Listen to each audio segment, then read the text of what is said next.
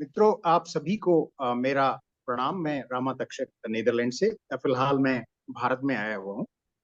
और ये एक बहुत शुभ घड़ी है आज हमारे लिए कि आज गणेश चतुर्थी है और एक महापर्व है भारतीय संस्कृति का। तो आप सभी को बहुत बहुत शुभकामनाएं। और इन्हीं शुभकामनाओं के साथ साझा संसार की पहल पर आयोजित प्रवास मेरा नया जन्म में आपका बहुत बहुत स्वागत है।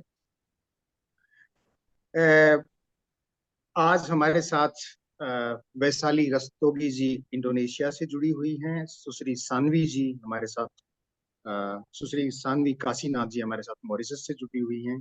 आस्था नवल जी हमारे साथ अमेरिका से जुड़ी हुई हैं।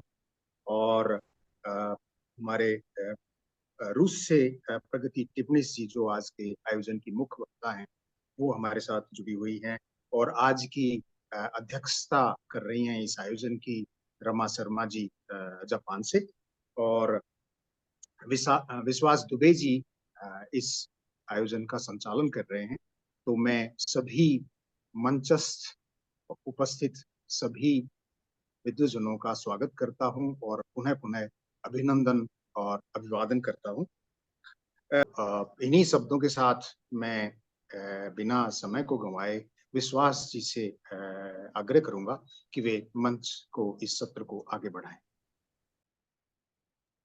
धन्यवाद रामा जी। और कार्यक्रम अध्यक्ष, मंच पर उपस्थित सभी प्रतिभागी और सभी अन्य मित्र जो जुड़े हैं हमारे से, उन सभी को मेरा प्रणाम। मैं विश्वास दुबे द हेग नीदरलैंड से जुड़ा हूँ, जो शांति का शहर भी कहा जाता है। आप सभी को गणेश चतुर्थी की हार्दिक बधाई, शुभकामनाएं। और जहाँ तक इस प्रवास मेरा नया जन्म का संदर्भ है, इस अनूठे आयोजन की शुरुआत हमने लगभग 3 साल पहले रामा जी के साथ मिलकर इस श्रृंखला को शुरू किया था और तब से यह अनवरत चल रही है।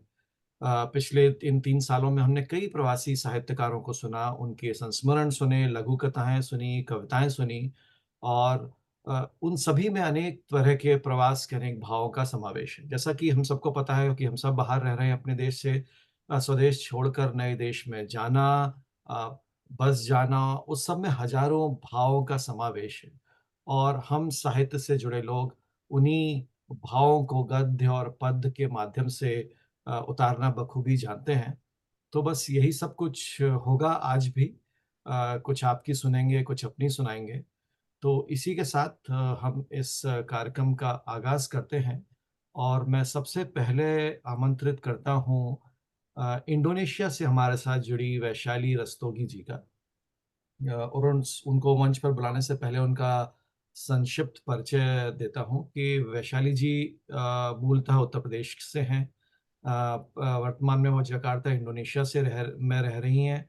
आप दोहे, हाइकू, अतुकांत कविताएँ, मुक्तक, गीत, संस्मरण इत्यादि लिखती रही हैं। आपके कुछ काव्य संग्रह कहानी खुद को मैं नमन प्रकाशित हुआ है, फिर एक हाइकू संग्रह शुभ प्रभात और दोहा संग्रह मेरे चारों धाम प्रकाशित हुआ है। इसके अलावा वो कई साझा संकलन में अपना योगदान दे चुकी हैं। आपको कई सम्मान भी मिले हैं। उत्तर प्रदेश से सरस्वती सम्मान और कल्कि गौरव सम्मान भी मिला है, हिंदी गौरव सम्मान। तो वैशाली जी, आपका मंच पर स्वागत है। आइए, हम आपको सुनने के लिए उत्सुक हैं। बहुत बहुत धन्यवाद विश्वास जी, मुझे इतने अच्छे परिचय के साथ आमंत्रित करने के लिए। और सर्वप्रथम माँ शारदा के चरणों में नमन करते हुए सबसे पहले मैं रामा तक्षक सर जी का आभार प्रकट करूंगी कि उन्होंने मुझको यहाँ आमंत्रित किया, तथा मंच पर उपस्थित सभी गुणीजनों को मेरा प्रणाम। जैसा कि आज का ये टॉपिक है मैं प्रवासी, तो इसी पर, क्योंकि हम सब प्रवासी हैं तो प्रवास की पीड़ा तो जानते ही हैं। तो उसी में सबसे पहले मेरी एक अतुकांत कविता है छोटी सी, उसके बाद अपने कुछ दोहे प्रस्तुत करूंगी। तो मेरी कविता कुछ इस तरह है। मैंने कहा, मैं प्रवासी किंतु मैं भारत की वासी। मैं प्रवासी किंतु मैं भारत की वासी। होता आसान नहीं प्रवासी बनकर रहना। बहुत कुछ पड़ता है सहना। कभी जानकर अनजान सा रहना, कभी अपनों के लिए तरसना।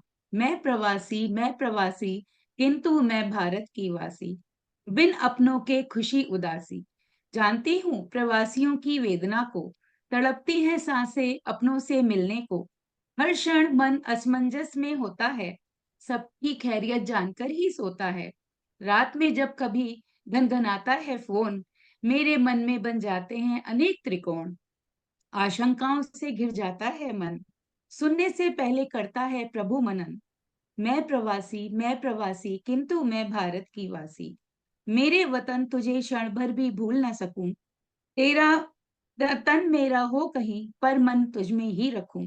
पीड़ा हमारी कोई क्या जाने, हम जाने या रब जाने।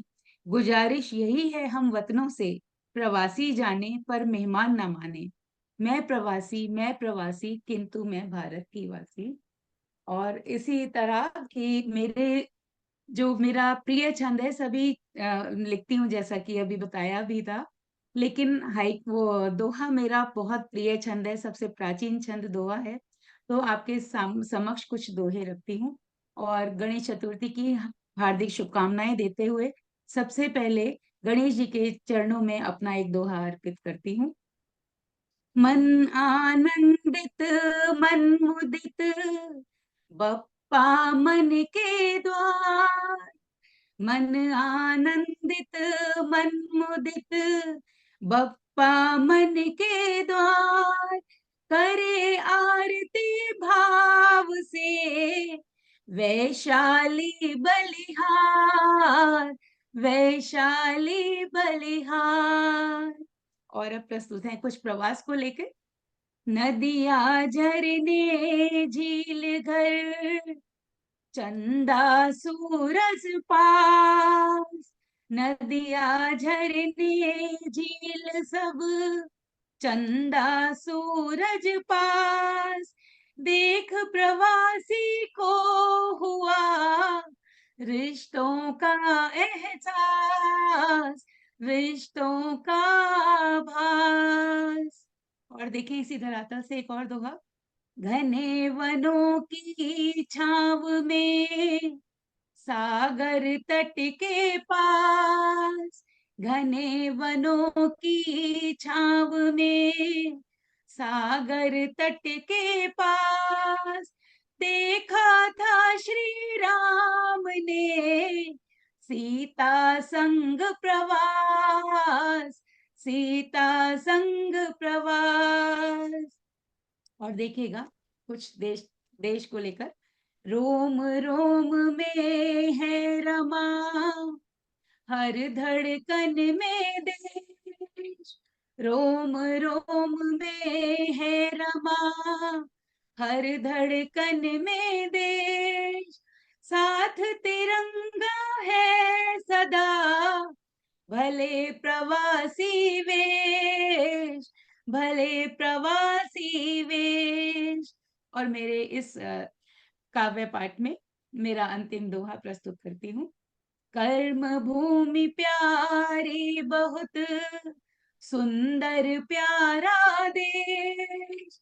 कर्म भूमि प्यारी बहुत, सुंदर प्यारा देश।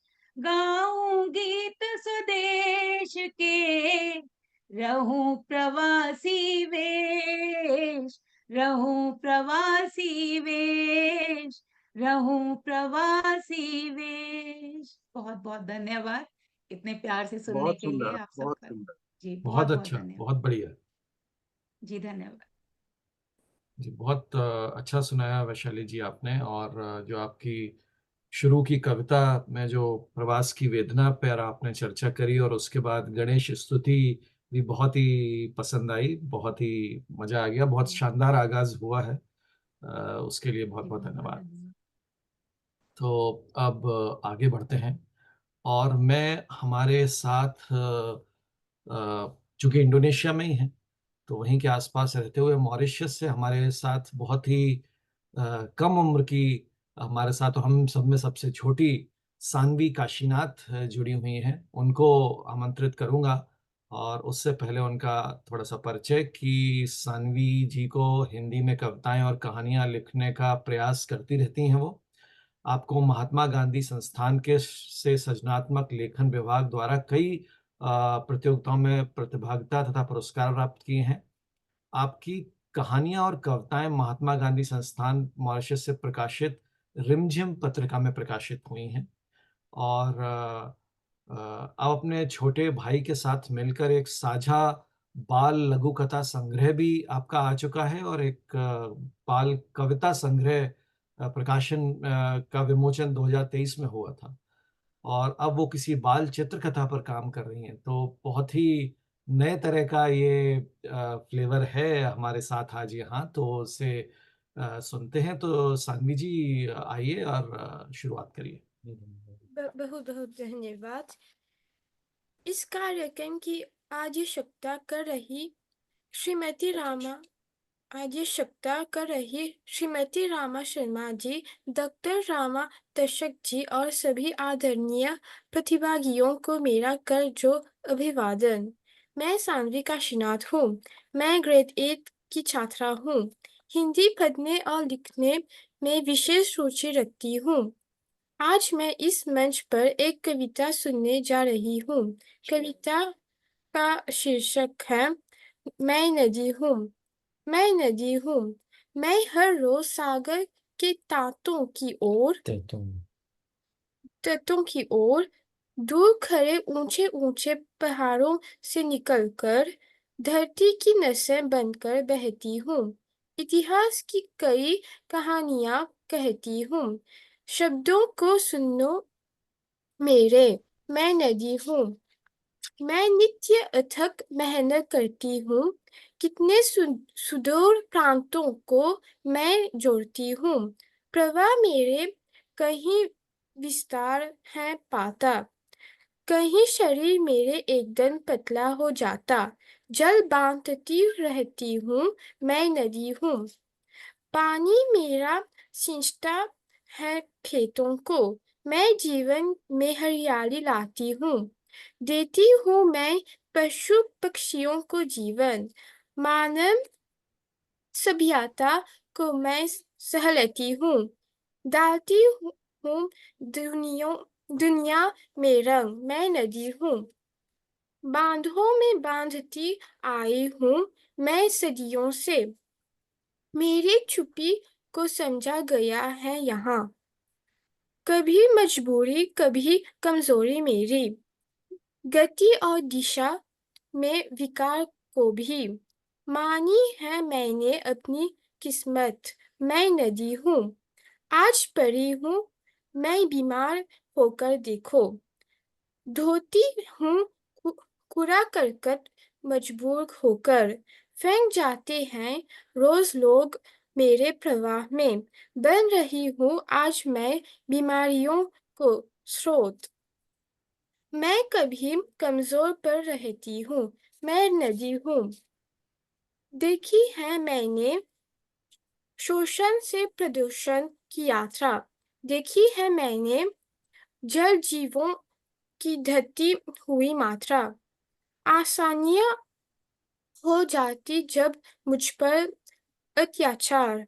मुझ में प्रकृति भी देखती है रोष अपना। सबके हाथों में मैं विवश हूँ, मैं नदी हूँ। सूख जाती हूँ यदि मैं कभी पूरी तरह। लोग बूंद बूंद पानी को हैं तरसने लगते। अस्मिता में मेरी सबका अस्तित्व है बसा। मचलती हूँ कभी, संभलती हूँ कभी। मैं अपनी हदों में रहती हूँ, मैं नदी हूँ। मैं याचना करने आई हूँ आज एक। तुम्हें पतन तुम्हें पतन कागार पर खड़ा यूं ही देख।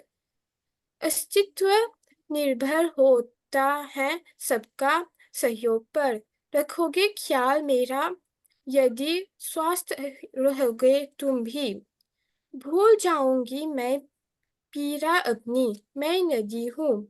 नहीं करती शक्ति प्रदर्शन अहंकारी बनकर बनाती हूँ मानव और प्रकृति में अटूट संबंध। मेरे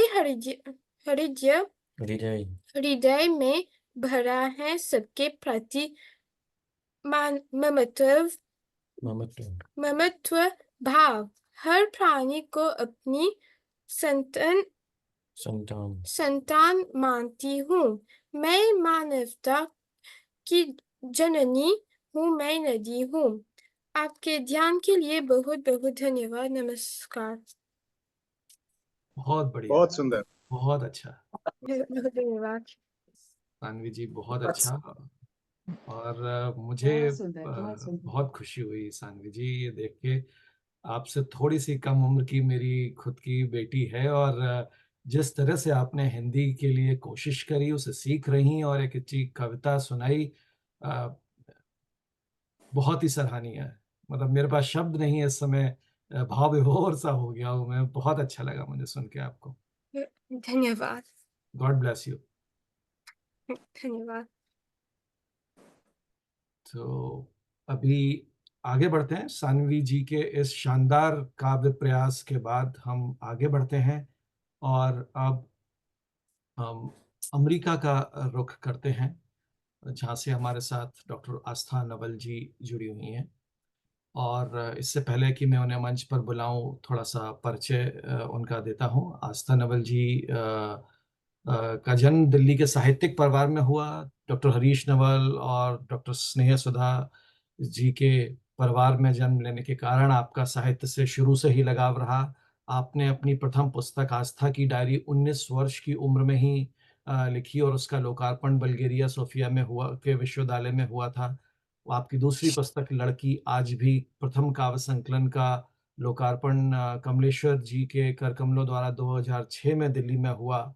इसके अलावा कई पुरस्कार आपको मिले हैं, और साहित्य अमृत, गर्भनाल, हिंदी जगत, गगनांचल जैसी प्रख्यात पत्र पत्रिकाओं में आपकी कविताएं और लेख छपते रहे हैं। आप कई कवि गोष्ठियों में आपका आप शामिल रही हैं। और साहित्य के अलावा रंगमंच पे भी आस्था जी का काफी पकड़ है, और आपने कई एकाकी, नृत्य नाटिका, महाकाव्य प्रस्तुति आदियों में भी अपना प्रस्तुति दी है। तो आपका स्वागत है आस्था जी। आपको सुनने के लिए उत्सुक हैं। बहुत बहुत धन्यवाद। एक आप मिनट सभी को मैं क्षमा चाहूंगा विश्वास जी, ये 10 मिनट 8 मिनट में लगभग अपना सत्र खत्म हो जाएगा, तो दूसरे की आप प्लीज तैयारी कर लें। और हाँ, सभी मित्रों से निवेदन है कि वो आप इसी लिंक से पुनः आयोजन से जुड़ जाएं। जी जी, आस्था जी। अच्छा, धन्यवाद सबसे पहले रामा जी का, जिन्होंने मुझे ये न्योता दिया और आप सभी से जोड़ा। और बिना समय को जाया किए मैं अपनी कविता पढ़ती हूँ। खारा पानी। क्यों लगता है ये कि जुड़ गई हूं मैं तुम सबसे, क्योंकि प्रवासी मन की बात करनी है इसलिए। क्यों लगता है ये कि जुड़ गई हूं मैं तुम सबसे, क्यों लगता है ये कि जुड़ गई हूं मैं तुमसे, जैसे जुड़े हैं ये विशाल पेड़ पृथ्वी से। क्यों तुम्हारा दुख मुझे अक्सर अपनी आंखों में छलकता महसूस होता है, क्यों तुम्हारा दुख मुझे अक्सर अपनी आंखों में छलकता महसूस होता है।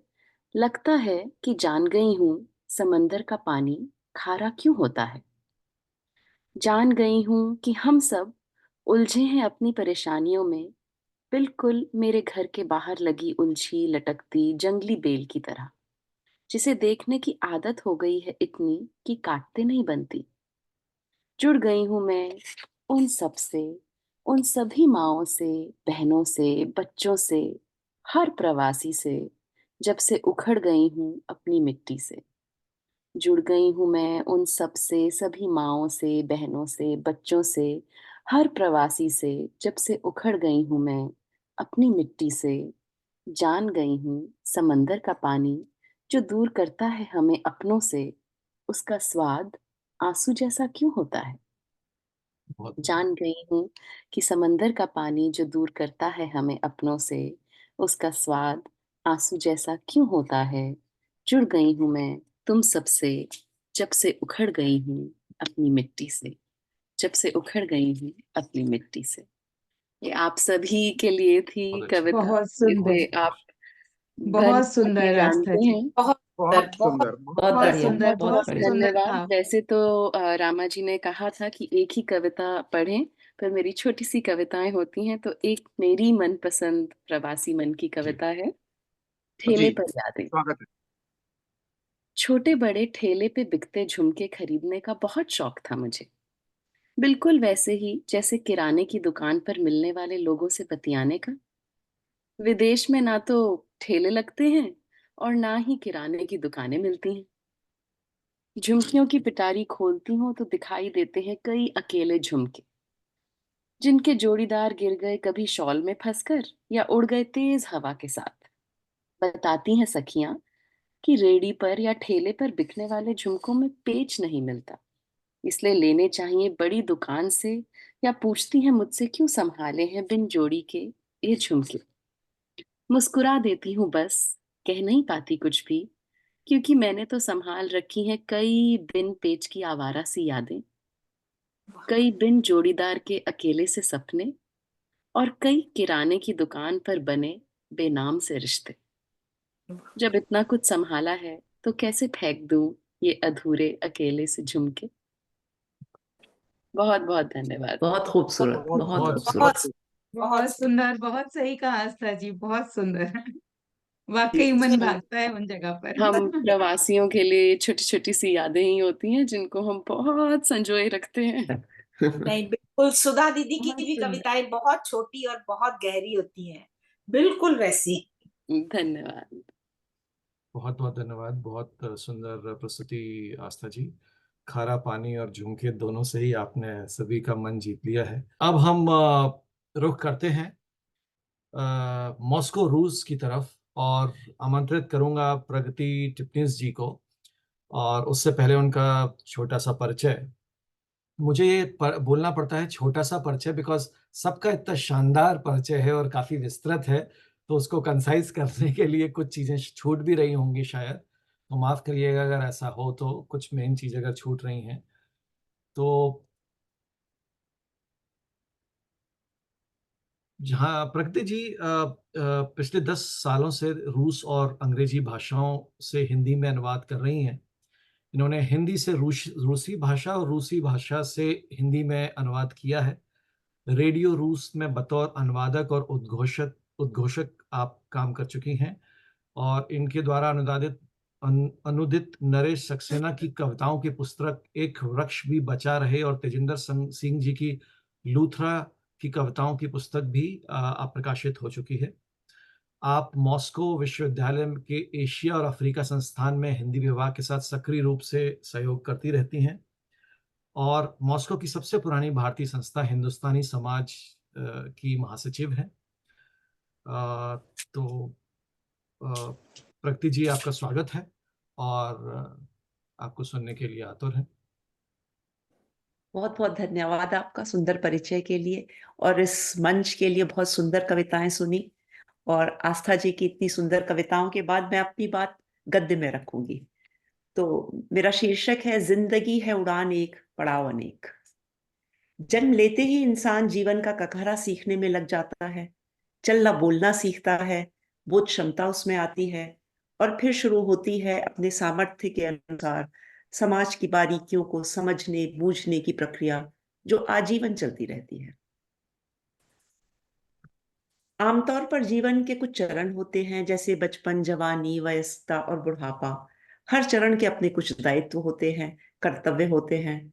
बचपन और जवानी के कुछ शुरुआती वर्ष शिक्षण के होते हैं, फिर नौकरी और नए परिवार के गठन के, दाम्पत्य जीवन के साथ साथ न्याय करने के, अपने पेशे के साथ भी न्याय करना होता है, फिर सेवानिवृत्त होकर जीवन को अपनी शर्तों और जरूरतों से पर जीने का समय शुरू होता है। मेरा जीवन भी कोई अपवाद नहीं है और इन्हीं चरणों से गुजर रहा है, लेकिन वो सामान्य डगर से थोड़ा तब डिगा जब मैं उच्चतर माध्यमिक शिक्षा समाप्त करके सोवियत संघ उच्च शिक्षा प्राप्ति के लिए आई। ये बात 80 के दशक की है, यानी इंटरनेट और भूमंडलीकरण के दौर के पहले की, जब हम दुनिया को किताबों और किस्सों से जानते थे। उच्च शिक्षा के लिए विदेश जाना कोई नई बात नहीं थी, लेकिन मैं एक ऐसे देश में पढ़ने आई थी जहाँ की भाषा का एक अक्षर भी मुझे नहीं आता था, और तब पढ़ाई यहाँ सिर्फ और सिर्फ रूसी में होती थी। देश छोड़ने की पहली अनुभूति हाथ में उन $20 के आते ही हो गई थी, जो उन दिनों विदेश जाने वाला हर कोई आधिकारिक तौर पर खरीद सकता था। ये पहला संकेत था कि हवाई जहाज में बैठते ही एक नई दुनिया इंतजार कर रही होगी, जहां मुद्रा से लेकर खान पान, रहन सहन, बोली, भाषा सब अलग होंगे। और शब्दशः ऐसा ही हुआ। एरोफ्लोत के विमान में जो खाना मिला उसमें ब्रेड, बटर, जैम के अलावा एक और चीज थोड़ी जानी पहचानी सी लगी। वो देखने में सिरके वाले अदरक की तरह थी, लेकिन जैसे ही उसे मुंह में डाला स्वाद बिल्कुल अजीब। बहरहाल मुंह में डाले टुकड़े को जैसे तैसे निगला, और बाद में पाया कि मेरी भूख भी उस टुकड़े के साथ नदारद हो चुकी थी। फिर पता चला कि वो सलामी का एक छोटा टुकड़ा था। सांस्कृतिक भिन्नताओं की अनुभूति की तीव्रता शुरुआती दौर में अधिक होती है, और मॉस्को के 2-3 दिन के पड़ाव में मैं लगातार उसे महसूस करती रही। अगस्त के महीने में स्वेटर जैकेट पहनने के बाद भी ठंड लगना, सड़कों का इतना चौड़ा होना कि उन पर जहाज उतारे जा सके, रात 24 घंटे ठंडा और गर्म पानी का आना जैसी बातें अचंभित करती रही, और खाने का फीका होना, रूसी भाषा का बिल्कुल ना आना जैसी बातें थोड़ा दुखी। लेकिन तब ये जानकर मैं हताश हो गई थी कि पढ़ने तो मैं मॉस्को गई थी, और भेजा मुझे किसी एक अनजान जगह ट्बिलिसी जा रहा था। ट्बिलिसी जॉर्जिया की राजधानी है।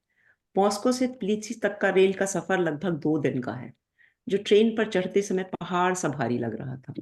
लेकिन कुछ भारतीय और नेपाली विद्यार्थियों के साथ होने से थोड़ी राहत थी। ट्रेन रात के 8 बजे की थी। चढ़ते ही हमें चमकती सफेद चादरें, लिहाफ और गिलाफ दिए गए। यहाँ पर हर ट्रेन पर चढ़ने पर ऐसे दिया जाता है, और आप अपना बिस्तर खुद तैयार कर लेते हैं। और थोड़ी ही देर में अटेंडेंट खाना भी लेकर आ गई। ये दोनों ही बातें हमारे लिए नई थी, क्योंकि 80 के दशक में भारतीय ट्रेनों में भी ये चीजें नहीं होती थी, और सुखद भी। ट्रेन का सफर अपने आप में एक चलती फिरती पाठशाला रही। आंखों के सामने अद्भुत दृश्यों की वीथिका चल रही थी। कोहकाफ की पहाड़ियों के एक तरफ रूस है और दूसरी जॉर्जिया। हरे पहाड़ों के ताजा तरीन नजारों से हम विस्मित थे ही कि बारी आ गई काले सागर के किनारे से गुजरने की। हम में से कई तो पहली बार इतने करीब से समुद्र को देख रहे थे। मात्र प्रकृति ही हमें नहीं चौंका रही थी, बल्कि हमारे हमसफर साथी भी, जिनमें से ज्यादातर जॉर्जियन थे। कभी वे हमें फल खिलाते, कभी केक वगैरह, कभी पीने के लिए लेमोनेड देते। फिर रात हो गई और सब अपने अपने डिब्बों में सोने चले गए। गाड़ी मॉस्को से जितनी दूर होती जा रही थी, गर्मी बढ़ती जा रही थी। खिड़कियों दरवाजों के खुले होने पर समा सुहावना लग रहा था। सोने के समय भी हमने उन्हें खुला ही छोड़ दिया। रात में सोने के पहले दिन भर के अपने अनुभव मैंने एक कॉपी में लिखकर कॉपी पर्स में रख दी थी। लेकिन दूसरे दिन सुबह उठते ही जब अटेंडेंट चाय की ट्रे लेकर आई और चाय पीते समय मेरी नजर फर्श पर गिरी अपनी कॉपी पर पड़ी, तो मुझे थोड़ा अटपटा सा कुछ लगा। बहरहाल मैंने कॉपी उठाई, उसे पर्स में रखने की कोशिश की, तो मुझे लगा मेरे पर्स के साथ छेड़खानी हुई है। जल्दी ही मैं समझ गई कि क्या हुआ था। वही $20 पर्स से नदारद थे, जिन्हें हम खरीद कर एयरपोर्ट से चले थे। दूसरे साथियों ने भी अपने बैग टटोले, उनको भी ये चपत लगी थी। हमने इशारों और अंग्रेजी की मदद से अटेंडेंट को अपनी बात बतानी चाहिए। वो शायद समझ ना पाई। ये सिर्फ चोरी का धक्का नहीं था, बल्कि इस घटना ने हमारे उस विश्वास को भी डिगाया था कि सोवियत संघ में राम राज्य है और चोरी चपाटी जैसी हरकतें वहां नहीं होती। हम सभी विद्यार्थियों की ये धारणा वामपंथी सोच में पगने के कारण बनी थी, और हम उस दिन ये पाठ सीख गए थे कि इंसान हर जगह एक जैसा है, और चूंकि वो हर जगह एक जैसा है तो भी बुराइयां तो रहेंगी ही। पैसों का मोह हमें उस उम्र में ज्यादा नहीं था, और ये बात मालूम थी कि हमारी सभी जरूरतों का ख्याल रखा जाएगा, सो हमने जल्दी ही इस बात से दरगुजर कर ली। हमारे मुसाफिर साथियों ने हमारी खातिरदारी और मनोरंजन जारी रखे और अचानक आया सबसे ज्यादा ताज्जुब में डालने वाला लम्हा। अकॉर्डियन बजने लगा, गूंजने लगी हिंदी गानों की धुनें। हमें किसी को ये बताना नहीं पड़ा कि हम कहाँ से हैं। हमारे नेपाली साथी भी हमारे साथी हम सफरों के लिए भारत से ही थे। उन धुनों पर अधिकांश के पांव थिरकने लगे, कुछ तो बजती धुनों से सुर भी मिलाने लगे। उन्होंने इस सुरीले अपने दिलकश कार्यक्रम से हमें भी जुड़ने का न्योता दिया। हमारे दो साथी अच्छा गाते थे, उन्होंने उन गीतों को दोहराना शुरू कर दिया। ये सिलसिला ट्रेन में बैठने के साथ जो शुरू हुआ वो मंजिल तक पहुंचने चलता ही रहा। और इस तरह हमारी 48 घंटे की यात्रा, जो शुरू में बहुत लंबी और बोझिल लग रही थी, मानो पलक झपकते ही पूरी हो गई। और हम सभी 18-19 साल के विद्यार्थियों ने तब ये जाना कि एक दूसरे की भाषा जाने बिना कैसे आपस में घुला मिला जाता है, कैसे संवाद होता है और कैसे आपसी सद्व्यवहार की छाप एक दूसरे के मन पटल पर सदा सदा के लिए छोड़ी जाती है। किसी भी नए देश में बसने में कई मुख्य चुनौतियां होती हैं। खान पान की चुनौती होती है, मौसम कैसा होगा उसमें हम अपने को कैसे ढालेंगे चुनौती होती है। लेकिन ये दोनों चुनौतियां तबिलिसी में मेरे लिए ज्यादा बड़ी नहीं रही, क्योंकि जॉर्जियन खाना आजकल तबिलिसी बहुत पर्यटक जाते हैं सब देशों से, तो लोग जानते ही होंगे कि वहाँ का खाना काफी स्वादिष्ट है और वो भी मसालों वगैरह का प्रयोग करते हैं। तो ये खाने की चुनौती ऐसे सुलझ गई। और दूसरी, वो जगह मॉस्को जितनी ठंडी नहीं थी, न्यूनतम तापमान वहाँ -8 या -10 हुआ करता था, जो जो कभी परेशानी का कारण नहीं बना। लेकिन हाँ, बड़ी चुनौती अभी भी सामने खड़ी थी, वो थी रूसी भाषा सीखने की। तो यहाँ ये मैं बताना चाहूंगी कि सोवियत संघ तथाकथित तीसरी दुनिया या विकासशील देशों के विद्यार्थियों को अपने यहाँ बुलाकर शिक्षित करता था। विद्यार्थियों का सारा खर्चा सोवियत सरकार उठाती थी और आने वाले विद्यार्थी मुख्यतः एशिया, अफ्रीका, लैटिन अमेरिका के अलग अलग देशों से होते थे। यानी उनका परिवेश अलग था, उनका सामाजिक स्तर अलग हुआ करते थे, उन सबकी भाषाएं अलग हुआ करती थी और सभी छात्रों को 9-10 महीनों में इतनी रूसी सीख लेनी होती थी कि अगले वर्ष से वो रूसी छात्रों के साथ बैठकर एक ही क्लास में आगे की उच्च शिक्षा प्राप्त कर सके। यहाँ के भाषा वैज्ञानिकों ने इन सभी बिंदुओं को ध्यान में रखकर एक पाठ्यक्रम विदेशियों के लिए रूसी भाषा 60 के दशक में तैयार किया था और जो कुछ ही सालों में प्रयोग की भट्टी में तपकर सोना हो गया था। ये नहीं कि सब बहुत आसान ही था। रूसी भाषा के कुछ अक्षर ऐसे थे जिनका उच्चारण सीखना टेढ़ी खीर साबित हुआ। रूसी का व्याकरण ये तो काफी कठिन माना जाता है, लेकिन संस्कृत का थोड़ा ज्ञान रखने वालों के लिए वो इतना मुश्किल साबित नहीं होता। प्रवास में आकर ही ये जाना कि जिंदगी लगातार कुछ सीखते रहने का नाम है। अपने देश में हम फर्राटे से अपनी सभी बातें एक दूसरे कह लिया करते थे, एक दूसरे की समझ लिया करते थे, लेकिन प्रवास में हमें अक्षरों को जोड़कर शब्द बनाने और शब्दों को वाक्यों में पिरोने की प्रक्रिया से फिर गुजरना पड़ा। जिंदगी के ककहरे में फिर जोड़ने पड़े रहन सहन, खान पान, पहनावे आदि के नए अक्षर और इन अक्षरों से बुनने पड़े अनुभवों के नए शब्द और वाक्य। इसी प्रक्रिया में ये भी समझ में आया कि दूसरों के विचारों, भाषाओं, रहन सहन आदि सीखने से हम सांस्कृतिक रूप से समृद्ध होते जाते हैं और अपनी भाषा, दर्शन, परंपराओं को एक नई रोशनी में देखकर बेहतर समझ पाते हैं। 40 साल पहले एक दूसरे देश में आकर उसे जानने समझने की कोशिश में खुद को पहचानने की जो प्रक्रिया शुरू हुई थी, वो आज भी जारी है। प्रवास के चलते ही कुछ बातें मेरे स्वभाव का हिस्सा हो गई हैं, जैसे देश हो या विदेश, हर नई चीज के प्रति जिज्ञासा रखना और उसे समझने की कोशिश करना। ये एक ऐसी पूंजी है जिसके चलते किसी भी देश में पहुंचने पर यह नहीं लगता कि वो पराया है। हाँ, रूस में आमतौर से किसी भी बहुभाषी से पूछे जाने वाले इस सवाल का जवाब देने में थोड़ी दुविधा जरूर आती है कि आप किस भाषा में सोचते हैं। ये सवाल भी इसीलिए उठता है कि देश से इतर जगहों पर रहने के कारण ज्ञान और अनुभव में काफी विविधता आई है। विविधताओं के बीच सदा सामंजस्य जोड़ते रहने से ही तो ये जिंदगी हम सबकी गुलजार है। आप सबका बहुत बहुत शुक्रिया। बहुत बढ़िया। बहुत सुंदर, बहुत बहुत सुंदर। बड़ी अच्छी, बहुत सुंदर, बहुत ही बहुत सुंदर। सुंदर, बहुत बहुत अच्छा, अच्छी। बहुत बहुत अच्छा बहुत लगा शुक्रिया आप प्रगति सबका। जी। और बहुत सुंदर। आपके जो बैकग्राउंड में चित्र है, जितना सुंदर वो है वैसे ही आपका लिखा।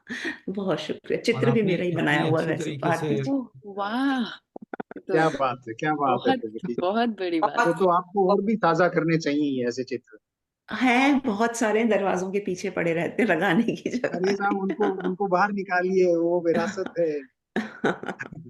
जी जी जी। बहुत बढ़िया शुक्रिया। प्रगति जी। और इनफैक्ट जितने शानदार तरीके से आपने इसका वर्णन किया, हम भी आपके साथ सफर कर रहे थे और हम भी उस ट्रेन में थे एक्चुअली, सच जैसा में आप बताते जा रही थी, तो बहुत ही अच्छा लगा आपको सुन के।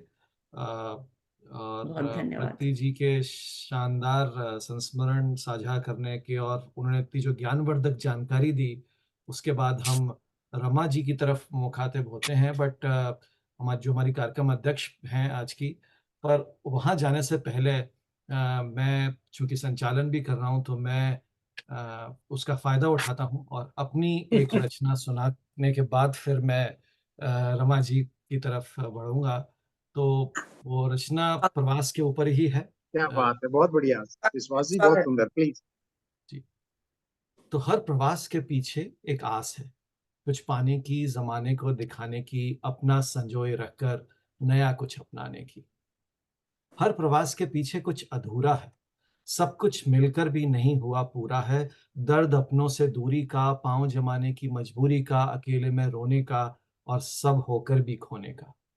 हर वाह, प्रवास के पीछे एक विश्वास है, कुछ मिलेगा इसकी आस है। नई मिट्टी, नई जमीन का एहसास है। अपनों से दूर गए नए अपनों से दूर नए नाते आसपास हैं, और नई भूमि पर जो मिला वो खास है। हर प्रवास के पीछे एक ख्वाब पला है, अनकही खाना बदोशी की खला है। बहुत खोकर थोड़ा कुछ मिला है, मुसलसल इंतजार जो हर बार टला है। हर प्रवास के पीछे कुछ त्याग है, हर पल निरंतर जलती आग है। जहां होना था वहां हम आए नहीं, कुछ रिश्ते हमने निभाए नहीं। गिरते उठते संभलते कट ही गया है, उस और इस देश में बराबर बट ही गया है। शुरुआत से शुरू कर यहाँ पहचान बनाई है। कुछ जानते हैं कुछ मानते हैं, बस यही मेरी कमाई है। उसने बनाया इसने संवारा है, वो तो मेरा है ही, अब ये देश भी मुझे प्यारा है। धन्यवाद। वाह, बहुत सुंदर, बहुत बहुत सुंदर। बढ़िया, बहुत अच्छा, बहुत खूब। बहुत बहुत बहुत सुंदर, बढ़िया बहुत बहुत विश्वास सुंदर, जी। बहुत धन्यवाद। सुंदर विश्वास जी, बहुत सुंदर। आप सभी का दिल से आभार।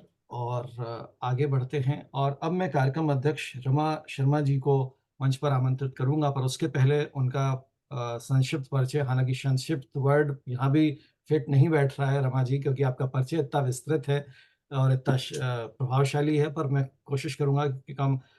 तो रमा जी, मैं आपको पहले से जानता हूं, और जानता मैं हूं रमा जी को अंतर्राष्ट्रीय पत्रिका हिंदी की गूंज की संस्थापक और संरक्षक के रूप में।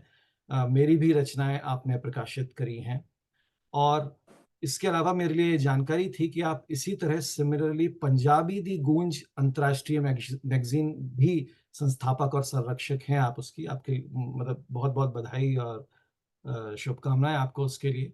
आपकी कई पुस्तकें प्रकाशित हो चुकी हैं, जापान का सनातन धर्म, शिंतो, आतप जीवनम, मुरझाते फूल, बहते पानी के साथ बहना, दिल की बातें, और दहरी पर दीपक, और कुछ पुस्तकें इस समय प्रकाशन में हैं। आप 35 से ज़्यादा साझा संग्रहों में आपकी कविताएं और रचनाएं शामिल हैं।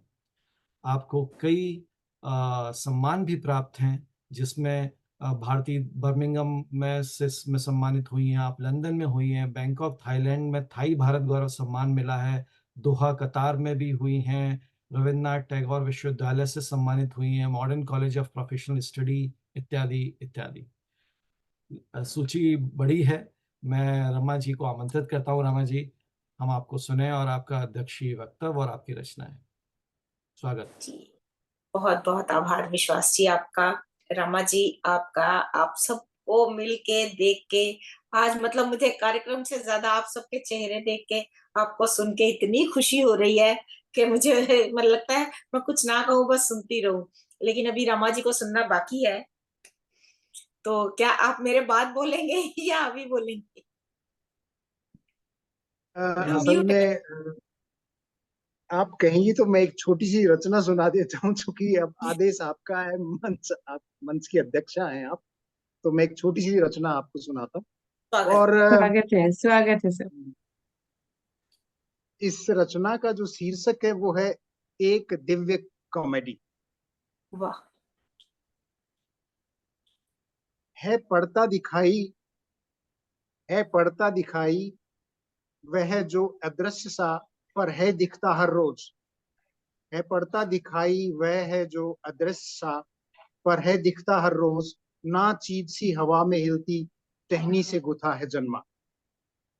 ना चीज सी हवा में हिलती, टहनी से गुथा है जन्मा। है नहीं यहाँ कोई चूक, है नहीं यहाँ कोई चूक, भले है रेसा पतला।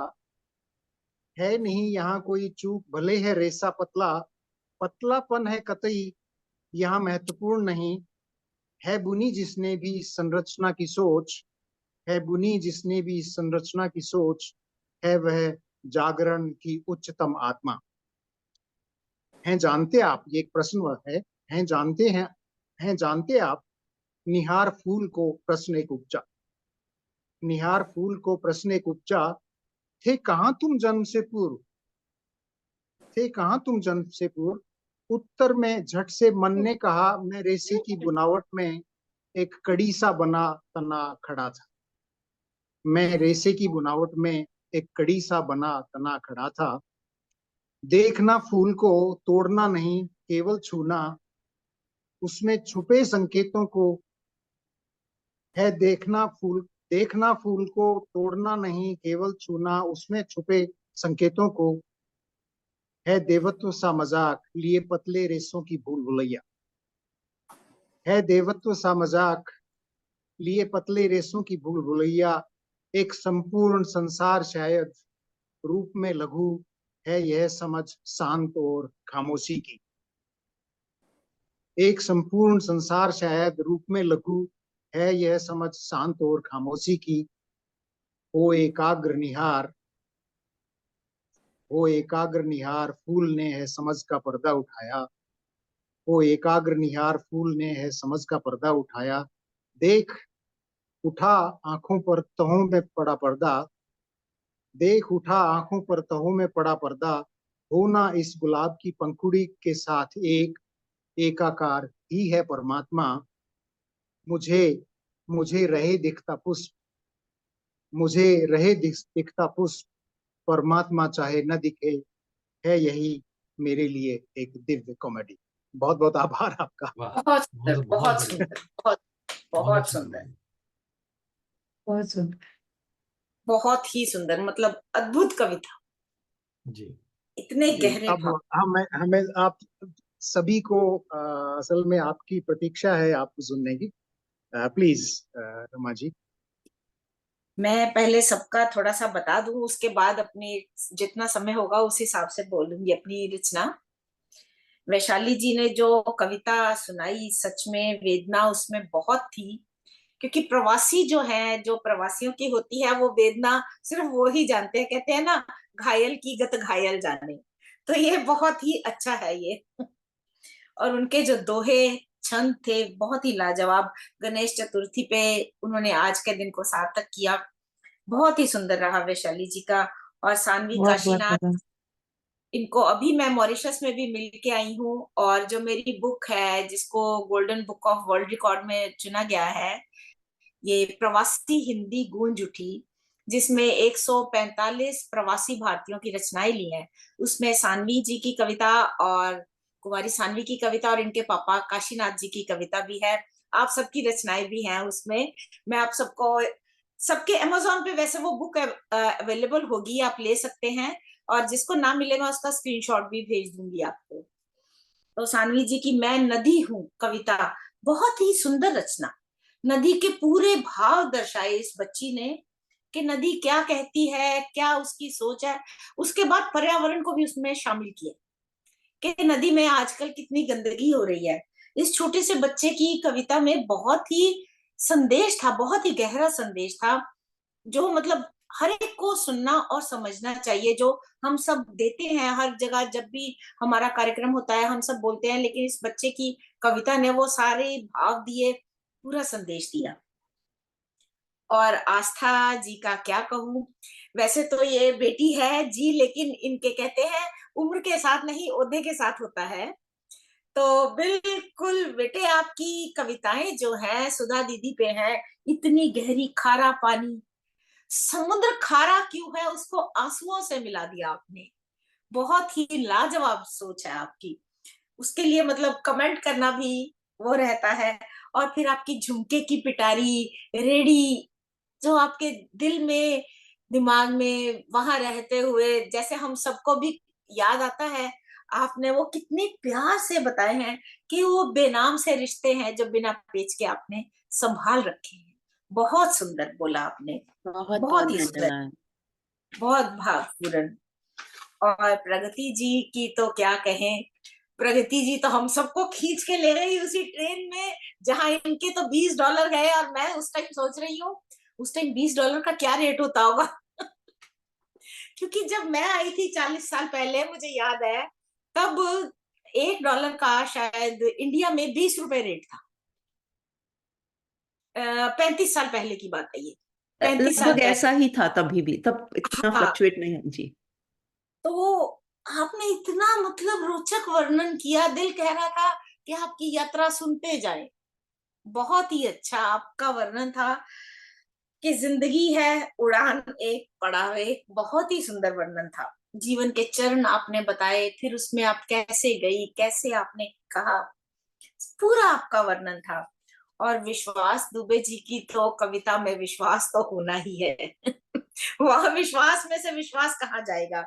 उनकी कविता प्रवास की जो थी उसमें आस थी, अधूरापन था, लेकिन फिर भी विश्वास था, पीड़ा थी, लेकिन पीड़ा में भी प्यार आ गया था उनको। वो हम सब में है। हम सब रहते हुए इतने आदत हो चुकी है हम सबको, अब हमारी पीड़ा कम, हमें वो शायद वो दर्द में भी प्यार हो गया है, हम सबको हो गया है। बहुत ही सुंदर कविता थी विश्वास जी की। और रामा जी की तो क्या बात कहें, वो तो है ही निराले। एक ही कुछ लाइनों में उन्होंने कितना गहरापन कहा, और कितने गहरेपन के भाव थे। कहाँ थे तुम जन्म से पूर्व, रेशे की बनावट में सारी, फूल, फूल कैसे कह रहा है कि गुलाब में है एकाग्र सा निहार। मतलब पूरे मेरे को पंक्तियां ना दिमाग में वो छा गई। गुलाब की पंखुड़ियों के साथ उन्होंने दिव्यात्मा को, परमात्मा को जोड़ दिया है। बहुत ही अद्भुत आपकी कविता, प्लीज मुझे भेजिएगा ये पत्रिका के लिए, तो मैं सबको कहूंगी। और सभी मुझे अपनी रचनाएं भी जरूर दीजिएगा, तो ये एक खास पृष्ठ बन जाएगा हमारा प्रवास का। और अभी मैं एक, अगर समय है तो मुझे बता दीजिए कितना है। वैसे मेरी छोटी छोटी अगर 2 रचनाएं हैं, अगर आप कहें तो। जी बिल्कुल समय है। एक तो बहुत ही छोटी है कि प्रवास में मेरा जन्म, वो है एक शिशु जैसे आंखें खोलता है, आंखें खोलते ही आंखें चुंधिया सी गई मेरी, मटमैली रोशनी से सीधा जगमग जगमग रोशनी ही रोशनी आंखों में समा गई। सर घुमाया तो अजनबी भीड़ नजर आई, होठों से निकली सिसकारी, दिमाग में बिजली सी कौंधी, अरे ये मैं कहाँ आ गई। नया जन्म था ये मेरा, कुछ समझ ना पाई और घबरा गई। हिम्मत कर बैठी उठने की, पर नव काया धीरे से लुढ़क गई। एकदम से हम नहीं स्टैंड कर पाते नए देश में। आसपास से बोलना सीखा, कुछ करने जीने की हिम्मत मन में आई। उंगली ना थामी किसी की, अपने आप गिरते पड़ते चलना भी सीख गई। भूख लगी तो खाने का स्वाद मन को ना भाया, पर धीरे धीरे उसी खाने को खाना सीख गई। चलना आ गया, बोलना आ गया, खाना आ गया, तो जीना भी आ गया। मेरा नया जन्म अब मुझको भा गया।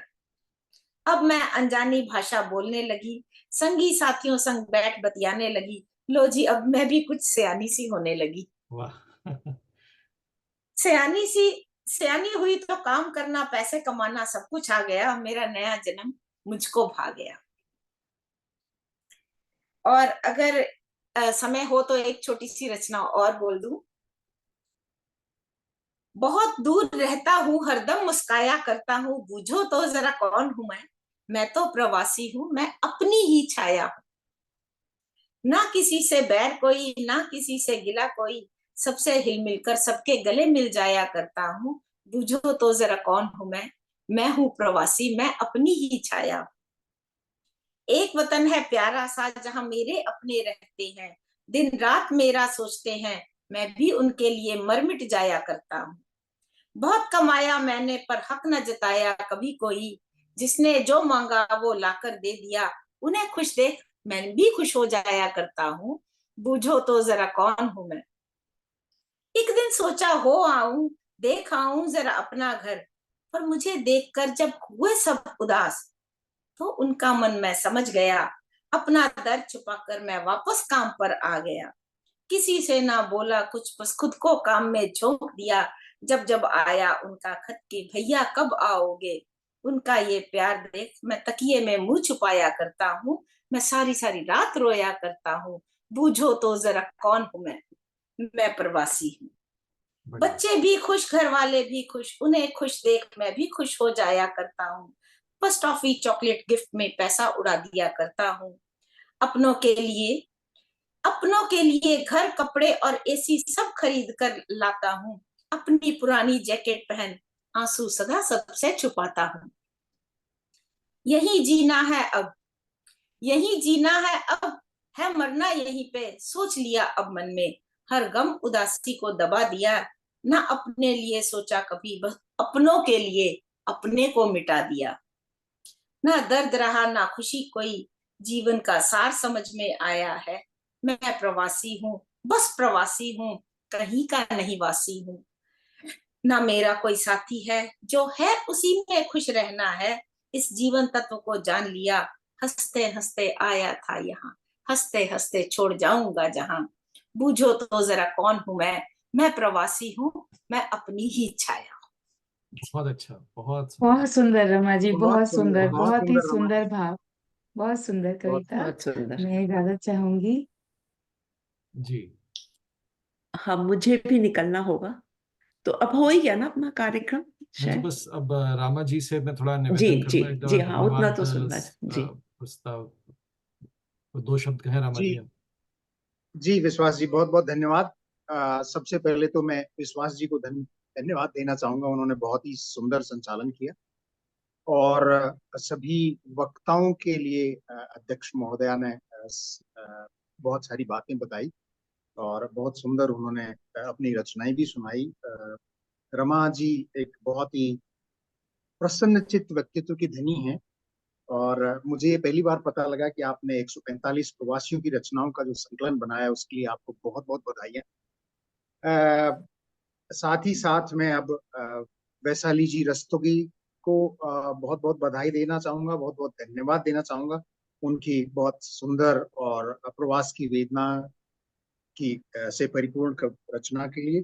सानवी जी को मैं विशेष बधाई देना और धन्यवाद देना चाहूंगा, क्योंकि वे हमारी साझा संसार की शायद सबसे, अब तक के सभी आयोजनों में सबसे युवा रचनाकार हैं।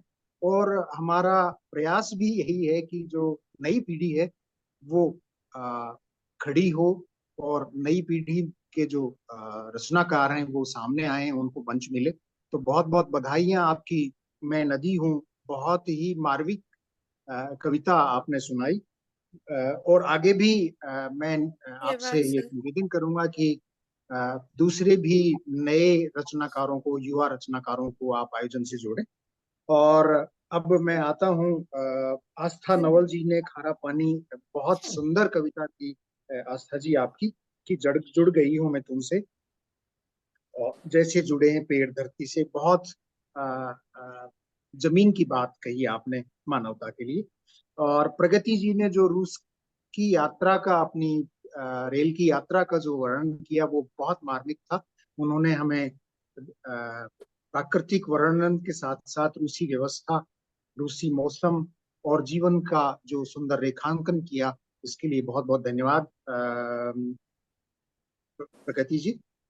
Thank you. और रमा जी के बारे में मैं पहले ही कह चुका हूँ, उन्होंने जिस तरीके से अपनी रचनाएं सुनाई और आंखें खोलता हुआ शिशु की तरह से एक प्रवासी के दर्द को, प्रवासी की बात को उन्होंने, और किस तरीके से उन्होंने कि मैंने अपना नया जीवन किस आसपास से बोलना सीखा, शिशु की तरह चलना सीखा और शिशु की तरह आंखें खोली और बोलना, चलना, खाना जब आ गया तो जीना भी आ गया। पूछो तो जरा मैं कौन हूँ, प्रवासी हूँ, मैं अपनी ही छाया हूँ।